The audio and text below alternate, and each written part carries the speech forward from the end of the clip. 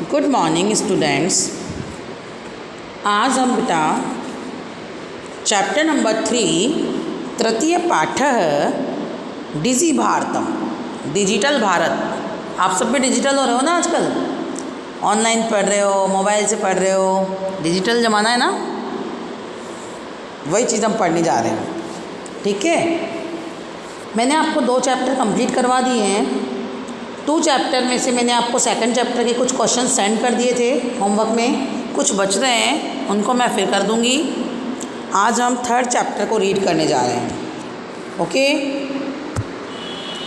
Third chapter जो हमारा है वो है डिजिटल भारत, ओके। तो इसका पाठ परिचय देखिए आप लोग। प्रस्तुत पाठ डिजिटल इंडिया के मूल भाव को लेकर लिखा गया निबंधात्मक पाठ है। मतलब एक ये निबंध भी है। अगर डिजिटल भारत का निबंध आ जाता है तो आप इसमें इजी वे में कर सकते हो।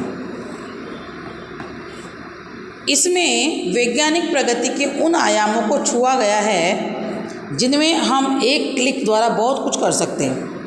कवि कह रहा है, इसमें ये बता रहे हैं, लेखक ये बता रहा है कि इसमें उन सब चीज़ों के बारे में बताया गया है जिसके द्वारा वैज्ञानिकों ने प्रगति की है।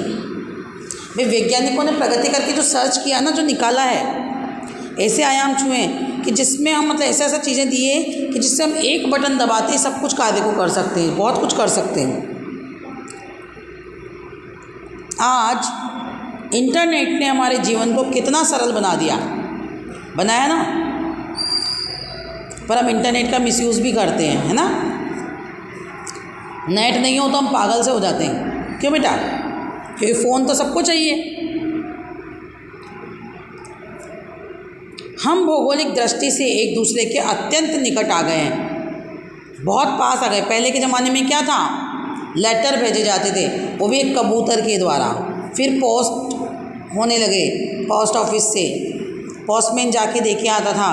और आज तो फ़ोन उठाया, घंटी करी, सीधा डायरेक्ट बात होती है, ऐसा लगता है जैसे सामने बैठ के बात कर रहे हैं। और अब तो वीडियो कॉल और हो गया ना, बिल्कुल हम एक दूसरे को देख सकते हैं।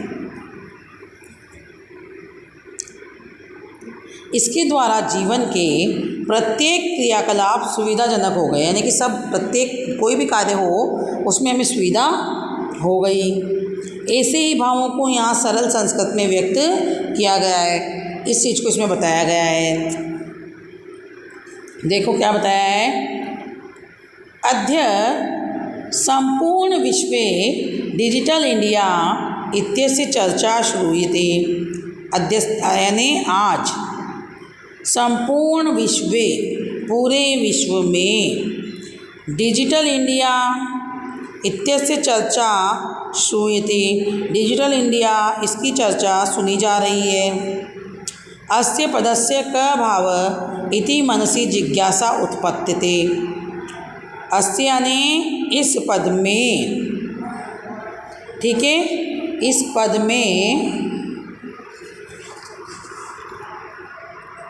क भाव, कौन सा भाव है, क्या भाव है, इति मनसी ऐसा मन में, इस प्रकार की मन में क्या होती है, जिज्ञासा यानी जानने की इच्छा उत्पन्न होती है, ठीक है।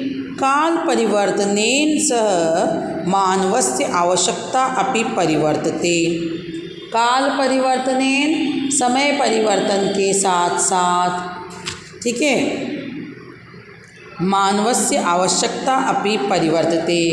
मानवस्य यानी मनुष्य की आवश्यकताएं भी बदलती जा रही है। जैसे जैसे समय बदल रहा है वैसे वैसे आवश्यकताएं बदल रही है ना। आप विद्यालय में पहले क्या करते थे, विद्यालय में पढ़ने आते थे बैग लेकर, बुक्स लेकर, यूनिफॉर्म में, हर तरह से कंप्लीट। अब क्या करें, समय ऐसा परिवर्तित हो गया, ये आपदा आ गई कोरोना, तो इससे निपटने के लिए हमने क्या किया, ऑनलाइन पढ़ना स्टार्ट किया, मोबाइल के ज़रिए हम पढ़ रहे हैं, कर रहे हैं ना। तो वही है कि समय बदलने के साथ साथ क्या है, मनुष्य की आवश्यकता भी बदल गई, क्योंकि हमारी पढ़ाई तो आवश्यक चीज़ में, तो हमें पढ़ना तो था ही सही। अब जैसे भी मिल रहा है हम लोगों को, जितना मिल पा रहा है हम उसी को पढ़ पा रहे हैं। आगे देखिए।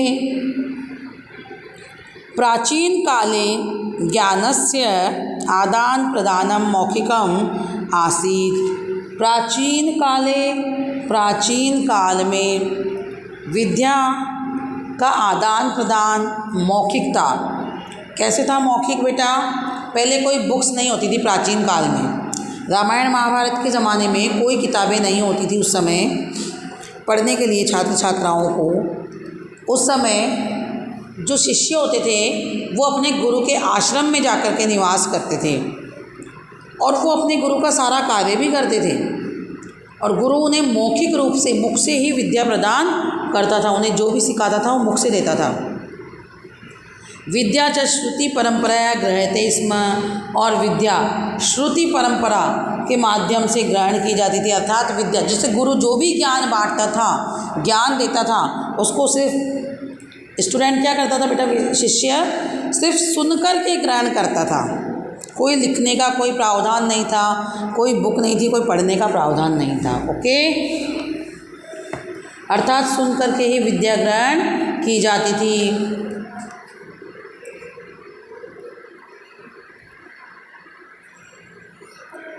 अनंतरम तालपत्रोपरि भोजपत्रोपरि च लेखन कार्यम आरब्धम। इसके बाद कुछ समय पश्चात तालपत्र और भोजपत्रों पर लिखने का कार्य प्रारंभ हुआ। परिवर्तनी काले कर्गदस्य लेखन्या च आविष्कारेण सर्वेषामेव मनोगतानां भावानां कर्गदो उपरि लेखनं प्रारब्धम। क्या आया कि समय बदलने पर, समय जब बदला तो उसके ऊपर क्या हुआ? कर्गद यानी कागज़ और लेखनी, अर्थात लेखनी मीन्स पेंसिल, पेंसिल के आविष्कार से सभी के मन में आए हुए, यानी कि जिसके मन में जो आता था वो अपने भावों को क्या करने लगा? कागज़ पर लिखना सीख गया, लिखना आरंभ हो गया। क्लियर? भाई जब कागज़ का आविष्कार हुआ तो उसके बाद उसने क्या किया? वो लिखना सीख गया, अपने मन के भाव उस पर लिखने लग गया। उसके बाद आगे देखिए, टंकण यंत्रस्य आविष्कारेण तु लिखिता सामग्री टंकिता सती बहुकालाय सुरक्षिता अतिष्ठत। टंकण यंत्रस्य आविष्कारेण तु लिखिता सामग्री टंकिता सती बहुकालाय सुरक्षिता अतिष्ठत। टंकन यानी, टंकन जानते हो आप क्या होता है? खट खट खट खट की आवाज़ आती है ना, टाइपराइटर, टाइपिंग बोर्ड देखा ना आपने? कीबोर्ड कंप्यूटर के ऊपर आता है तो वो तो कीबोर्ड है। उससे पहले एक मशीन आती थी टाइपराइटर, जिससे टाइप किया जाता था कुछ भी, अभी भी चलती है वो। तो टाइपराइटर मशीन के आविष्कार से तो क्या हो गया? लिखी हुई सामग्री टाइप करने पर लंबे समय तक सुरक्षित रहने लगी। यानी कि हम कोई भी सामग्री को लिख देते हैं एक पेपर पे और टाइप कर देते हैं तो वो लंबे समय तक रहने लग गई थी। आगे देखिए, वैज्ञानिक प्रविधे प्रगति यात्रा पुनरपि अग्रे गता। फिर क्या हो गया? वैज्ञानिक खोजों की जो प्रगति थी, वैज्ञानिक तो आगे आगे नई नई खोजें कर रहे थे और बढ़ रहे, तो प्रगति यात्रा और भी आगे बढ़ गई, चल गई। कहाँ तक गई देखो अब आप। अद्य सर्वाणि कार्याणि संगणक नाम के यंत्रेण साधितानि भवन्ति। संगणक यंत्र जानते हो क्या होता है? संगणक, जिससे गणना की जाए जल्दी जल्दी। कंप्यूटर, कंप्यूटर को बोलते हैं बेटा संगणक। तो अब क्या कह रहे हैं कि अद्य यानी आज समस्त कार्य, सर्वाणि कार्याणि समस्त कार्य संगणक नाम के यंत्रेण साधितानि। संगणक नामक यानी कंप्यूटर नामक यंत्र पर क्या होने लग गए? से साधित होते हैं, सिद्ध होने लग गए। क्योंकि आजकल सब टाइपराइटर पे कौन टाइप करेगा, फटाफट फटाफट कंप्यूटर पे हो जाता है।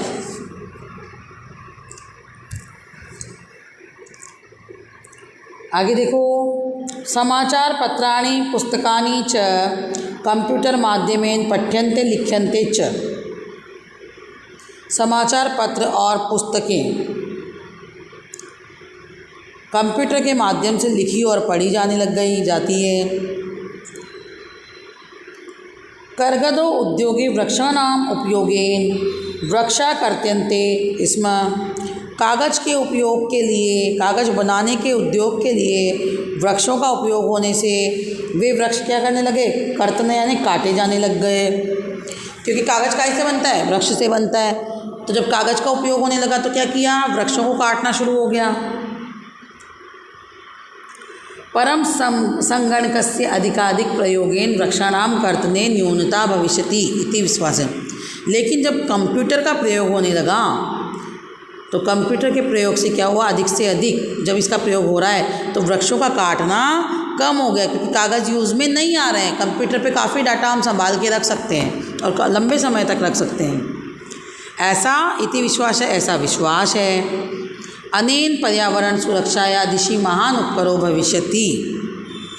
इसके द्वारा पर्यावरण की सुरक्षा की दिशा में महान उपकार होगा। ठीक है बेटा, इसके बाद आगे का हम कल की क्लास में पढ़ेंगे।